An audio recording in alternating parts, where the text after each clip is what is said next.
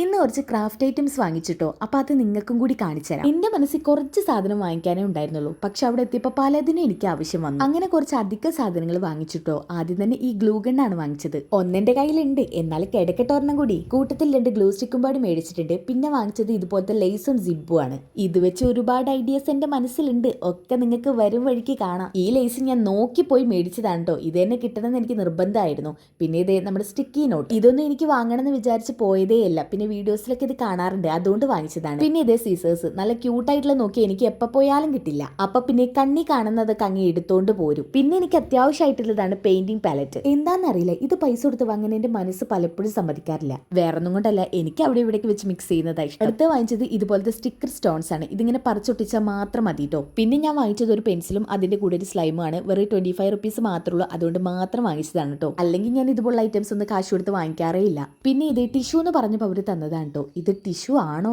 അതോ വേറെന്തെങ്കിലും, കാരണം ടിഷ്യൂന്റെ പോലെ അത്ര സോഫ്റ്റ് അല്ല, ഭയങ്കര ഹാർഡാണ്. അടുത്തത് ഒരു ഗമ്മ് വാങ്ങിച്ചു. പിന്നെ കുറച്ച് A4 ഷീറ്റ്സും ചാർട്ട് പേപ്പറും. എല്ലാം കഴിഞ്ഞ് നേരെ ഇറങ്ങുന്നത് ഇതേ ഈ ഒരു ലീഫൊക്കെ കിട്ടുന്ന കടയുടെ മുന്നിലോട്ടാണ് കേട്ടോ. അത് കണ്ടാ പിന്നെ നമ്മൾ വാങ്ങിക്കാതിരിക്കുവോ?